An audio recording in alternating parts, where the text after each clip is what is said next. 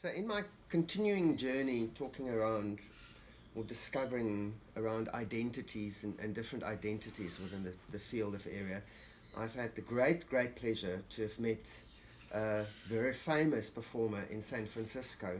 So, in a way, we're having a conversation today from South Africa to San Francisco, almost the opposite side of the world. And one of the reasons that I found that intersection so amazing was that literally I think the experiences that David had can be of immense use for people in South Africa as well. So it's something that's global experiences in a way. So today I'm going to ask David to introduce himself, because I think he does a much better job than I do. And then we're going to talk a little bit about his life, about his orientation, about gender and how he performs gender, and a little bit of the differences. But I think then also particularly important for me, I think David is a role model for many sexual and gender diverse people in that he had a relationship of 46 years. So, you know, we always have this thing that in gay years you have to multiply that by 7 to have the actual amount of time together. So I think, David, you really provide a role model. So I'm going to ask you to introduce yourself to us before we get into the conversation. Okay, my stage name is David de Alba, and my birth name is Herri, Herri F. Garcia Jr., and I have been entertaining since 1965 when I was just a little kid in Chicago, Illinois, and I also became a well-liked hairstylist and makeup artist and wig stylist in San Francisco, and so that's where my two bread and butter jobs, performing and doing hair. Now, as far as people in the audience, I have had all sorts of straight people, gays and lesbians, people that in those days were called transvestites, but nowadays they don't like to be called that name, they like to be called transgender folks. And so I've been I've been like an open book with all kinds of people that flocked unto me because of my performing, and especially because I was performing in drag, which was considered sort of burlesque-ish, like it was not considered mainstream until later on. Some people broke into that mainstream media and it became more acceptable. But having worked at world famous Finocchio Club in San Francisco, it gave a lot of prestige to that live impersonation, because it was not just a little gay club in some kind of a bar in some seedy part of town, but it was a very well respected club owned by Joe and Eve Finocchio, an Italian couple, and very famous Hollywood stars of yesteryear flocked into the club. So whenever you said I'm working at Finocchio, people say, "Oh, really?" Even from out of this country, they came from Europe on tours. So that gave me a legacy to live on beyond my Finocchio years, to say I was one of the cast members. Also because the show was live, which is almost unheard, because most of the female impersonators have to lip sync to recordings, because they may be able to sing, but if they do, they sound like a male in drag. And in our show, we had to sound like a real female singer, otherwise, at that time, one would not be hired. So there's a very interesting distinction already. So when we talk about how you perform gender, so the way you perform gender wasn't just to be in women's clothing or in drag. You also sang. You also sang Judy Garland, Liza Minnelli. Yeah, I'm like act boy chick. Yes. Tell me more about how does that differ? And how did you experience that way of doing gender or performing gender different to, say, a drag queen or trans person? But Mrs. Finocchio, remember one day she didn't talk to the audience, but some guy said, "Oh, we came to this to San Francisco to see this drag queen show," and she went like a lioness. She said, "We don't have drag queens in this club. We have professional female impersonators," and there's a difference. Now, a professional female impersonator somehow it adds a slightly more. I never hated the word drag queen, because drag is fine because it means you're doing, but queen is like a dirty name to call a male who is effeminate. So to me, that was never a very nice name. But when you said female impersonator or female impressionist, it gives it a more like an actor. You're an actor doing a role. It gives a more prestigious name to a role that a lot of people take for granted. Oh, it's so easy to get in drag. It's not easy to get in drag. Well, anybody can get in drag, but if you're going to do it perfectly, so when you look the part and you sound correctly, then it's not as easy as people feel. A lot of people go out on Halloween in drag, but you know that these are men dressed in drag because they look like men. In our show, unless you were a comedian and they knew you were, you look like a guy in drag because you were a comedian, but the singers, they had to look real as we approached the stage then.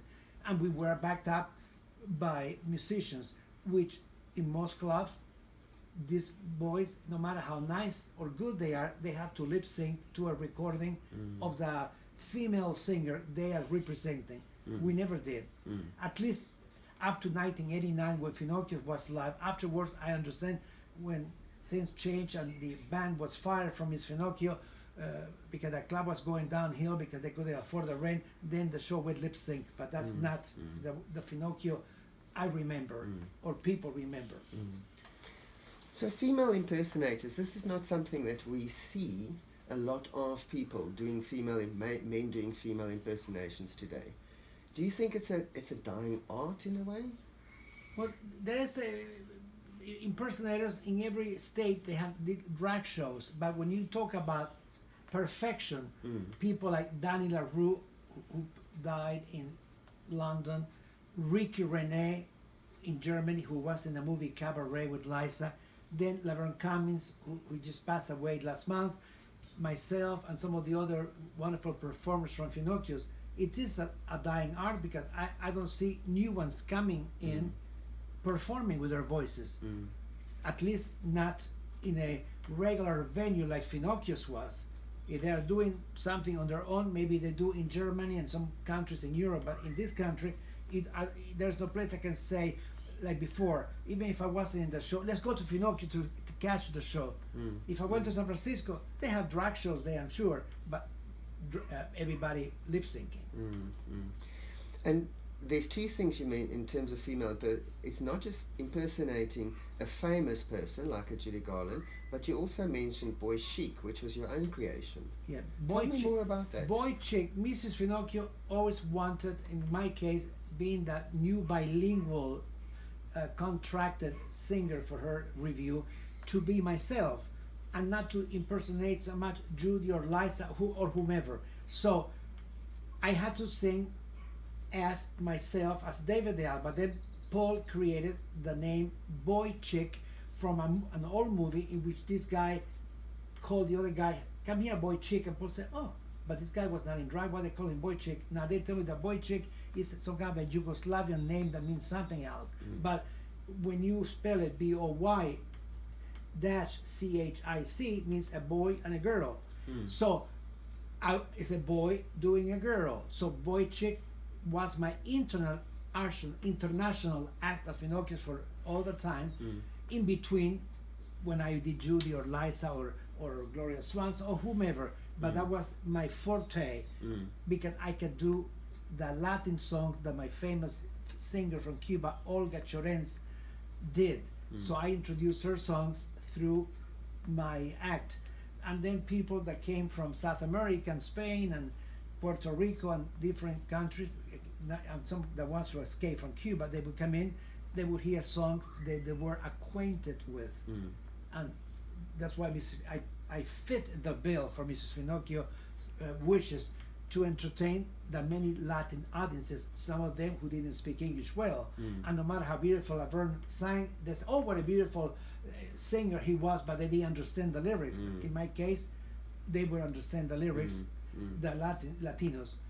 The Americans, of course, didn't understand the Latin songs, but sometimes I would say, well, this song means in English this. I try to explain a little bit before the song, so at least they wouldn't be lost with. For the show, yeah. Or for the song. For, So, moving from how you perform gender to your sexual orientation, to what extent did those two kind of move at the same pace? Your coming out in terms of your sexual orientation and your performance life, which is also kind of a coming out in a way. yes. Well, not all gay boys work in drag, so I'm not an example for a lot, most of the gay men who don't perform in drag. They perform as male performers if they were to perform.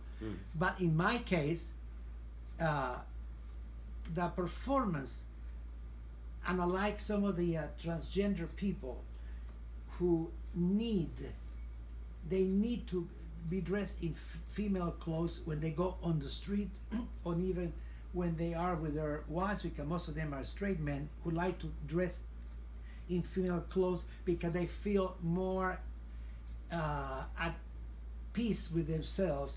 In my case, it was I had to be at peace with myself. It was that in that club you had to work in drag, and if you're going to do a female, it would look ridiculous for me to come out dressed as a male and sing as a female. So I had to fit that role, but it was very hard. You had to get dressed, put the brassiere, wear these strange, heavy costumes, and wear the heavy makeup and the lashes and the wigs and so on. So to me and to Laverne and all these people, it was quite a chore.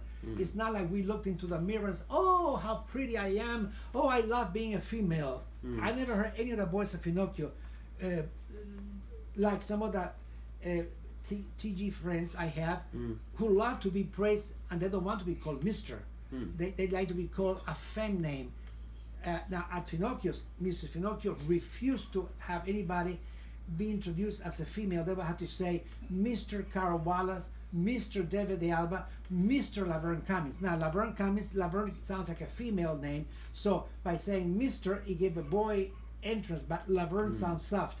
Carol Wallace is not C-A-R-O-L, it's C-A-R-R-O-L-L, which is also a male name, but sounds like Carol. So that was a male entrance with a female name. Rene De Carlo could be boy or girl, so it was Rene De Carlo. But some of them, like Russell Reed, that was a male name. Jackie Phillips, Lucian, that could be an unisex name. He's the one who did Sophie Tucker. But in my case, I tell the transgender people, no, don't call me she, because I'm actually a he doing a she. And if you call me she, I know they like to be called she, and that's fine. They don't want to be called because they're in drag. I'm sure you don't want to call somebody in drag he, because people say, oh, what is this? They don't want to be discovered. But in my case, because they know this is a theatrical disguise, it's best to say David or he is doing Judy rather than saying she is doing Judy.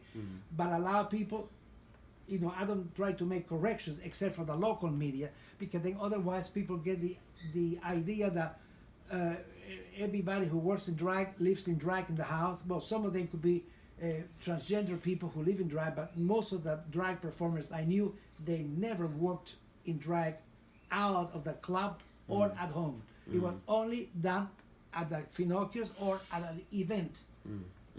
Okay. And got paid for it. It wasn't done for free, unless it was some kind of free event for some cause. We always got paid for it. Yes. Okay. Because it was a job. Yes. Technically, it was not a hobby or a fun thing to do. And I think that's important, because what you're playing back is kind of the lived experience that you had in that context. And often today in South Africa particularly, there's this discussion around that one kind of needs to, if that the person, the boy in drag, is less acceptable, they need to make some decisions about whether they're male or female. And there's a different kind of ostracizing happening. And it's good to then start understanding, well, hold on, you know what, gender becomes a lot more fluid. Doesn't mean it's who you are in your private life. You can play the role of a she, but be he at home. Yes. Okay. Yeah. Although I never been to a transgender person's home, so I don't know if when they are home with their wives, they are already a he out of the femme clothing, or some of them remain as femme at home. So that part I cannot answer. We can never. I've only seen them when they have taken me out to dinner, and they're already dressed up most of the time. And but like I said once to somebody who asked me in San Francisco about gay people, I said gay people are in all kinds of color. There are gay men who are very masculine, some gay men who are more feminine, some are in between, some play half and half. So you cannot say this and this. There are different shades of gay male, and the same thing applies to lesbians.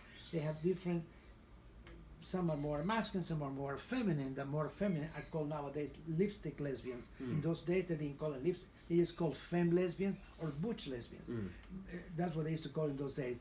But again, in Cuba, I never heard those expressions until I came to this country. I didn't know what all those labels were. I said, why do people to be labeling this and that? Are you this? Are you that? I thought it wasn't necessary to start labeling people, but just ask, what is your name? How do you want me to call you? John, Peter, whatever.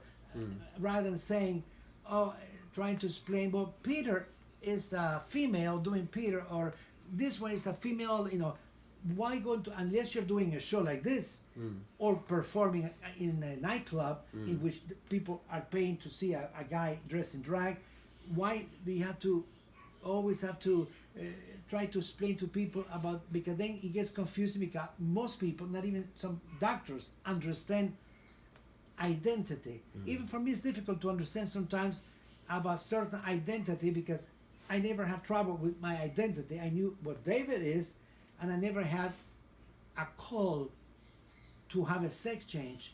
But some of the boys who have had sex changes, which are called now, they use a different name. They call it transitional changes, whatever. They use a different terminology than sex changes. Reassignment surgery, they call it nowadays. These were boys who were not gay boys. They were boys who were trapped in a male body, but they despised their physical appearance. While a gay boy doesn't despise his physical appearance. He likes the male parts. In fact, one of the Carol Wallace's jokes, he would say to the audience, I may have my mother's features, but I still have my father's fixtures. And it made people laugh. Sometimes he said, he would say to ladies and gentlemen, that's my husband on this side and that's my wife on the other side. Sometimes the three of us go home and I don't know which way to turn. So one of his jokes was he would go to a lady, usually because he knew it better than try to talk to a male, because some males get nervous when you see a guy in drag, and he would say, are you a good sport? And he would hold the lady's hand and he would say to her, you see, I'm a lady from Mars. We have hair like you do down here. We have eyes like you do down here. But he was holding the lady's hand, and he said, but the only difference is we have our sex glands in our hands. And then he pulled back, and the woman started to laugh. And I never forget Carol's joke about the sex gland in her hand, which could be true. Now, talking about, people would call blasphemy, but a friend of mine, a recent friend of mine I met here in Las Vegas after Paul's passing, very nice gentleman. He comes once in a while to help me in this house because I don't know what to do alone here. He said to me, have you ever considered, David, because he questions religions and he questions things, he says that what we call God here, that God could be a very advanced alien being that has the power of creating of souls and creating worlds, because they're very advanced. I said, well, we'll be shocked if we say this in a event. People who are Bible followers say, no, how can you say that? We are the only people in this world. There's no other planets with life. I said, but I question that because I was raised Catholic, so I pray to the Catholic saints. I also I believe in Buddha, so I have a Buddha in my altar. But when you think about it, what happens, there's a very advanced being from a faraway galaxy who is so advanced, who knows how to create a world. They say people who have near-death experiences and they come back, they say the so-called God, he doesn't like to be called God. He wants to be called I am or the source. Well, so the source and I am, that's quite different from the word God. So I bring this out because this had nothing to do with, they had to be with transgender, because that soul or that being did create these people that come on earth that have all these different sexual wants and different such differences in behavior of trying to be masculine, trying to be feminine. And the trouble is, on this earth, there's two things, masculine and feminine. Nobody can understand there can be a combination of both or in between. It has to be this or that. There's nothing in between. So that's why I allow these people in pressure to have so-called sex changes, because they say, well, if I don't fit this role, then I have to go to that role. Or if I don't fit this role, I have to go to this role. And it creates pressure when it shouldn't create pressure. Now, in Europe, because it has always been more advanced than the puritanical people that came from England to this country, Germany and Switzerland and Sweden, they have been very open about all kinds of sexual things. So, like when Richard Chamberlain came out as a gay, they said in Paris, well, it's a big deal, because to them it's nothing spectacular. Here they, oh my God, So it's just the way, the Latin countries just as bad as this one, because they're very oppressed. The macho men, So the Latin countries, like here too, they are still very not open-minded. That's why Christine Jorgensen, one of the first sex changes, had to go to Europe. I think it was Holland, where she had the operation, and allowed impersonators from this country, like Ricky Renee. They landed up working for years in Germany, Berlin, and different places there, because they were accepted, and they have more clubs there than they do here, and they still, So that's part of gender. So talking about sexual orientation, so this is maybe a bit more private, so I'm happy to kind of also edit, but the journey of sexual orientation is, of course, and the journey of coming out as a minority is a particularly important one. Would you mind sharing some of your journey in terms of coming out, in terms of your sexual orientation? Mine was never that difficult, because when I was in high school, of course, I didn't say anything, because in the 60s, that was a taboo subject. So I just kept it to myself, but I knew I was attracted to guys, not everybody, that were handsome ones, not just everybody. But anyway, people think you want all the men. It's not true.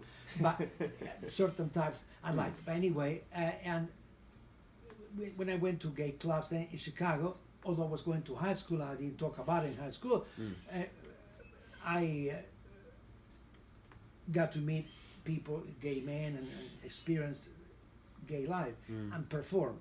Then when I got to be with Paul Reiner, the only partner I ever had, in 1971 until he died in 2018, in San Francisco, I didn't have, my parents knew, so I didn't have to go to my mother's, oh, I'm gay. So I didn't have to go like some of these people through a horrible cycle, oh, I have to come out, So that ones in the family who didn't like it, they didn't make a big deal. They didn't say anything to me. But Paul was different, because Paul was a closeted gay who didn't know what gay was. He was born in the 30s, and he thought he was the only gay person in the world. And he had two friends that were straight, and he says, I feel attracted to them, he told me, but they don't give me the attraction back. So then until he came out, before he met me, he found out they were other gay men, because he met them at gay bars and so on in San Francisco. Then actually is when he told his wife, although he had 4 children, I had to get divorced, because, which was a big decision. But at least he had the the balls to come out and do it. A lot of people are here nowadays, oh, I'm married, but I wish I could tell my wife I'm gay. They're scared to death. At least Paul broke and did it. So, and after that, my customers in the beauty shop knew, without saying he's my lover, Paul and David and Paul. It was understood being in San Francisco.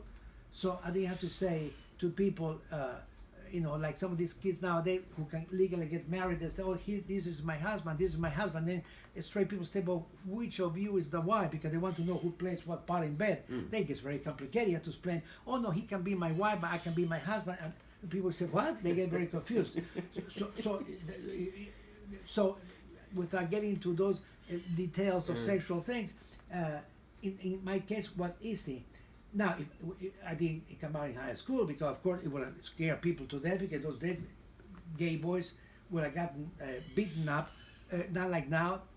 There's a lot of bullies now, but because more accepted and people getting married is not as taboo as when I was there in the 50s and 60s, which you couldn't talk about it unless you were in certain circles. In fact, I forgot to mention in my theatrical section, which can be added later by Jacques, that Judy Garland, her fans from the 50s and 40s, when in England and in this country, when the gays were not accepted, they would say, when they were out into the world, to make sure they were not talking to a straight person, male, they would say, are you a friend of Dorothy's? And if that guy would say, excuse me, means he was a straight guy. Oh yes, I'm a friend of Dorothy. This goes back to Dorothy Gale of Kansas from the Wizard of Oz. So that was a cue that those poor kids have to use in order not to get beaten up or whatever. But while nowadays, if you say to somebody, are you gay? If the person is very nasty, they can say, what do you mean I'm gay? But it may be easier to approach the subject. But in those days, they have to hide behind poor Judy, So when they tell me that Bette Midler and Dolly Parton and Cher and Barbra Streisand have gay audiences, well, by the time those singers got the audiences, it was easier for them because gays were accepted, and those women can get on interviews and say, yes, I have many gays who come to my shows. While Judy had to be very careful in the 60s when they said, we understand your shows attract a lot of homosexuals. And then she said, well, I sing for everybody. So she changed the subject. I sing for people my age, younger people. I sing for everybody. So because if she said then, yes, I do attract them, then the press would have said, oh, well, let's not cover her because they were against gay people. So she had to be very careful in the 60s out. But her fans knew that, but she was very careful how to approach it on the media. Now, if she was alive, she could, oh yes, my fans, most of them are gay, like Liza, she doesn't care. Somebody asked Liza, why do you think so many people, gay people, like your mother? And she says, I guess that gay people have good taste. So that's an answer right there. So that answers the question why they like Judy. At least the gay people then. The new ones now, I don't think these kids, the gay ones know who Frank Sinatra is, or Billie Holiday, or Pearl Bailey. They have no idea about history. And I said to people, it's not that I'm old and I know that, because I used to be 18 once or twice in my life. And when I was 18, Betty Davis and Joan Crawford, they were women in their 60s. And Judy was 46, and I was only 19.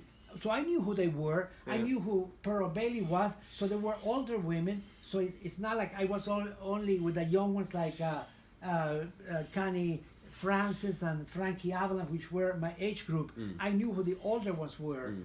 I knew who Ethel Barrymore was because my mother liked movies. So I liked the older stars. Especially from England, some of the all English stars, and from Mexico and so on. So to me it was very normal. But nowadays, in order to do a show, it's like a history show. You have to explain who to some young kids that Judy Garland is the star, the actress who played Dorothy. And some of them say, oh, you mean Dorothy's dead? I said, yes, Dorothy died in 1969. They have no idea Dorothy died, Judy. So sometimes I feel like a teacher, because I'm not just singing, I'm actually educating people about these stars, what they did, and they are dead now, because some of them don't have any idea. Yeah. In a way, like you're educating my audience today. Yes, you are educating about music, but Yes. about and again, Judy brought gender people, gay and lesbians, so there's a little bit of gender connection to this. Yes, indeed. Music attracted these people, Yeah. and even now, the ones who are still alive, like me, remembering her. So that brings me to your relationship with Paul. You were together for 46 years. 46 exactly. years. Yeah, from 1971, and if we had to do a movie or a play about us, I would call it an almost perfect couple. Now, here's the thing about Paul, that my mother, who was very intelligent because she has 6 degrees, she labeled him the genius, and he would laugh. He said, "Oh yeah, I'm a genius, okay." But Paul was not only just good at his craft of doing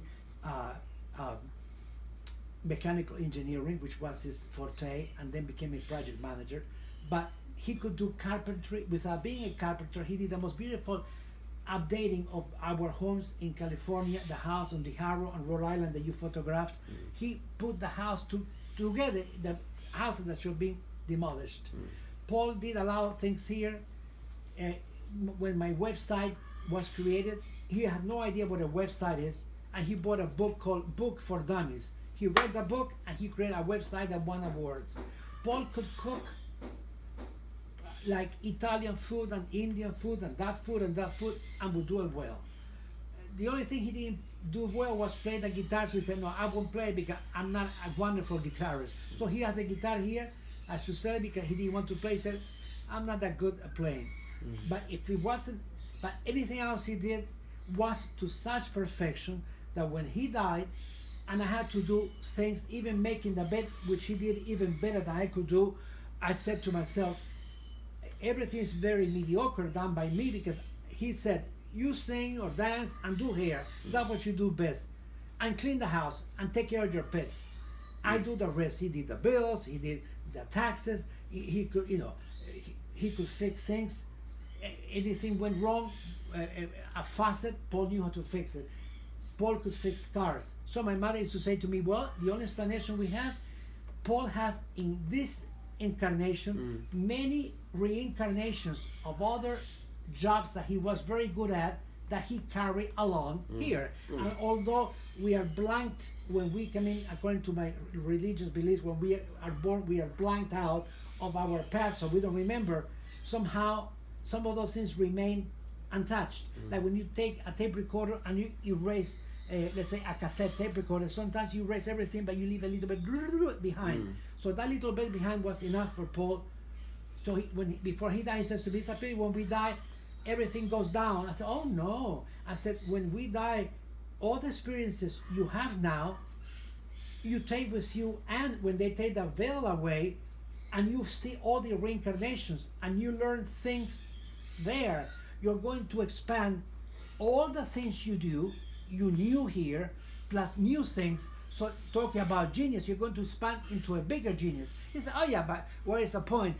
Once you're on the other side, you cannot eat or have sex." I said, "Well, no, we cannot have sex or we cannot eat on the other side that I know of, unless you can have sex mentally, but you cannot eat mentally unless you look at the food and pretend the spirit can taste the food, and maybe they can feel can they say a spirit can go through a leaf, can go through a wall, can go through the water. So if the spirit has the power to smell, they can see and they can hear, but they cannot talk because they don't have vocal cords. They have to use a human being's vocal cords. They talk through telepathy.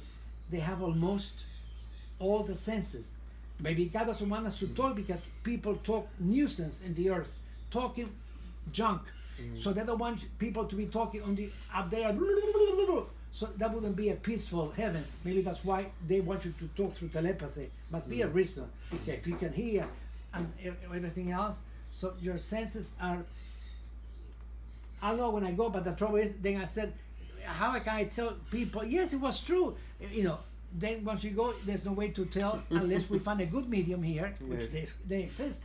And then that's how some of the books have been written, because some spirits have come and they have explained about lives in other planets, and how the oceans look more vibrant and how the plants look more vibrant than here on Earth. And it's hard to believe. I said, well, it would be so hard to believe. If we have beautiful plants and beautiful oceans here, why can another world have something with even more vibrancy? Because maybe there's better air, who knows what. And one thing somebody told me about heaven, they said, in heaven there's no smell of defecation because nothing putrefies. That makes sense. On the earth, a plant dies or anything, you smell bad things. Once you're dead, all the spirits, there's no smell of death, defecation, so everything is very clean air, very pure. So that's very good. Although now sometimes when spirits have died of cancer, of diseases, when they manifest themselves, a good medium can say, oh my God, I smell a horrible smell, or I smell a very pretty smell, because the spirit can bring to your senses the last phase of their lives. Or if you're somebody who was very well groomed, you can smell. But technically that's like an illusion that happens so you can, so the medium can capture the spirit, what they're trying to tell. It's very complicated, even for me. I'm not a genius, but I just try to understand as much as I can with my brain, which is sort of veiled, until the brain is unveiled, and I can see, as I saw before going to my mother's womb, before then you are blacked out. I will understand, and I will understand many things that I don't understand now once I go there, because the guys will explain to me, you didn't like this because of this, or you like this because of this, and I will understand many things that now to me are almost don't make any sense. We're going to go into a very I never did get to talk, which I should have talked through my life about. I talk about my spirit when I was in Cuba, about seeing a spirit, but I never did get to talk how I saw UFOs, which should have been included. Maybe I should do it now. When I was living with Paul and my parents in Phoenix, we were driving our Cimarron Cadillac, which was a beautiful car, and we were driving from Phoenix to Bullet City, Laughlin, because we wanted to move from Scottsdale to Bullet City. So it was the middle of the night, and we were approaching a town called Wickenburg, which is a German town in Phoenix. And in the middle of this black sky with a lot of stars, 4 o'clock in the morning, playing Cuban music on a cassette in the car, I see this gigantic dish, like in the movie Encounters of the Third Kind, but gigantic in the middle of the sky, with lights around it. I forgot if it was, I think it was blue and red, but lights around it. And the thing was so big, I said to Paul and my mom, I didn't want Paul to have an accident because he was driving. I said, look what in the sky. Because we never carried a cellular phone, I didn't take a photograph. And then all of a sudden, that disc disappeared into the skies. When we went to get gas at the gas station in Wickenburg, I said to the gas attendant, I hope you don't think I'm on drugs or drunk, but I have to tell you something I saw. He said, stop, I know what you're going to tell me. I said, what? He says, we see them all the time, but when we call the TV station, they think we're a bunch of crackpots, so they don't pay attention. We see them all the time. Then another time, only my parents already have moved to Bullet City area, and Paul and I, we still had to sell our home in Scottsdale. And we were driving right by the Colorado River, which is what separates Laughlin from Arizona. I see in the middle of the night, because we drove always in the middle of the night, like gigantic pink and blue jellyfish color things hanging above the river, hundreds and hundreds. I said to Paul, this cannot be insects. No insects looks like a jellyfish hanging. I said, this couldn't be a spirit. It would be like hundreds of spirits. I said, could this be a reflection of a mothership doing something? Because what are these things? They make no sense to me at all. And then another time, my mom and I, we were taking a bus from Scottsdale to the way I didn't have to drive 4 hours to Arizona and back the same night. And at night when we were coming back, I said to her, look into the sky. The sky was full of stars, but then there was something that went in this direction, like a pyramid, and it went like this and like this and like this and like this, and then it went back like this, and it disappeared. I said a shooting star goes down. I never see a shooting star going up. I said, what? There's no plane or helicopter that goes like this. So I said to my mom, this is something very unusual. Now, I never got to see beings, but it does explain that there's something that out there that we do not understand.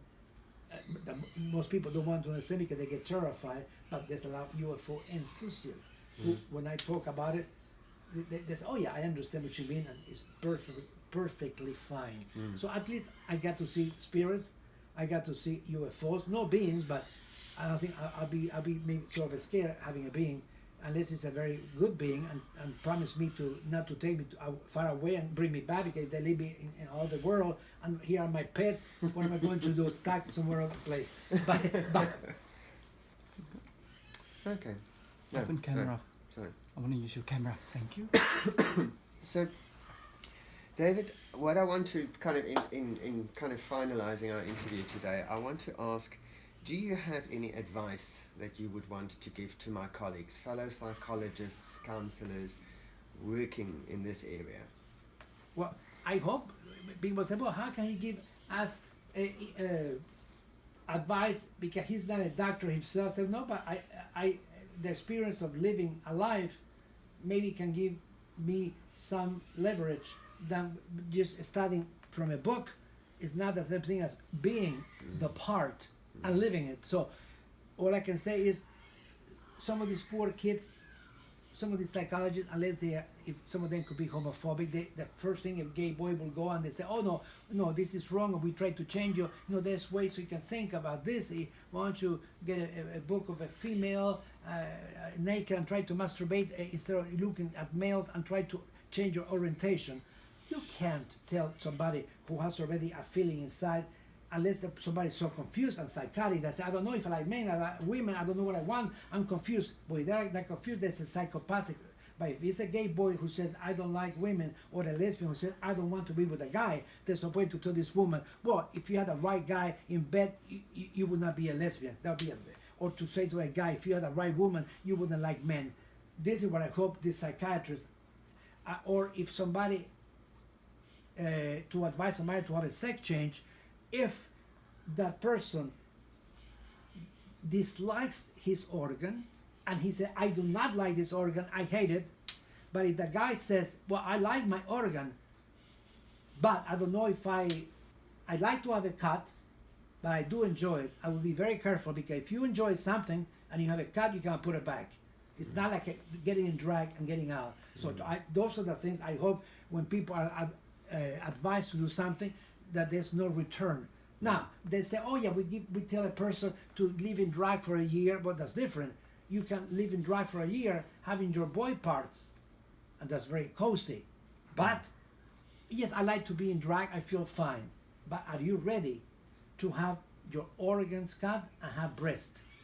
Or have some boys have breasts, but they don't want the organs cut because they want to have, which is to me sort of freakish, to have breasts, and then it looks like a hermaphrodite, but they like it. They want to have breast and they keep their male organs. It's very complicated life. So if those people are happy that way, good for them. But I hope the psychologists don't tell these people, well, you should have a sex change because you're not happy being a guy, unless that person knows he dislikes his penis. To me, that's getting too much of a medical thing, because my forte is impersonation. But if that's why I would never be attracted to have a sex change, because I wouldn't want to be have a female organ.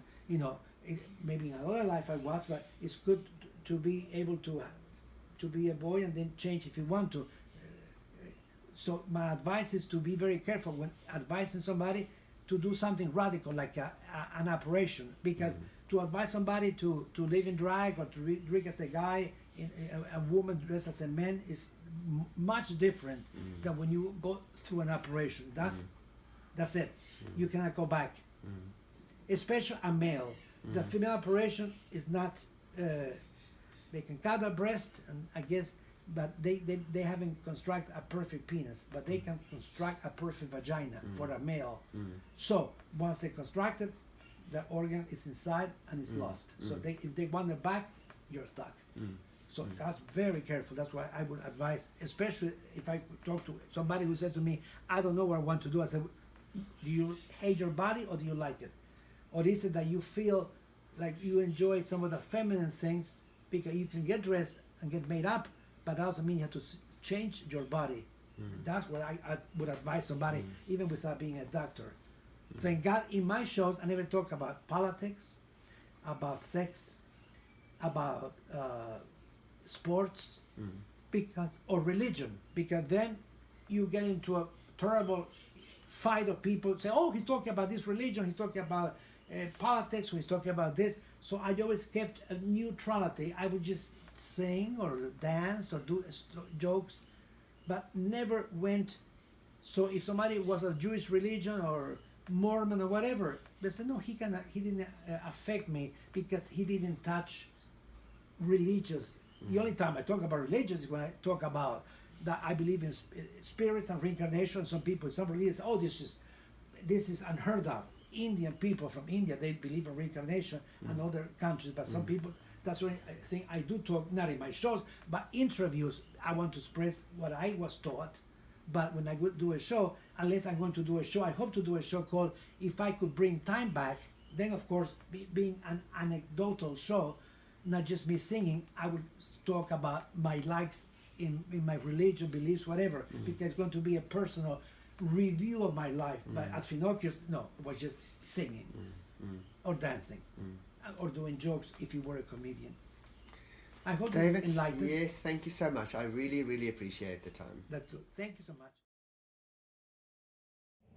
Hello everybody, my name is David de Alba, the Cuban legend from Finocchio's in San Francisco, asking you to please check out my theatrical Facebook page and also join my YouTube channel, subscribe, and please hit the likes. It is much appreciated. God bless.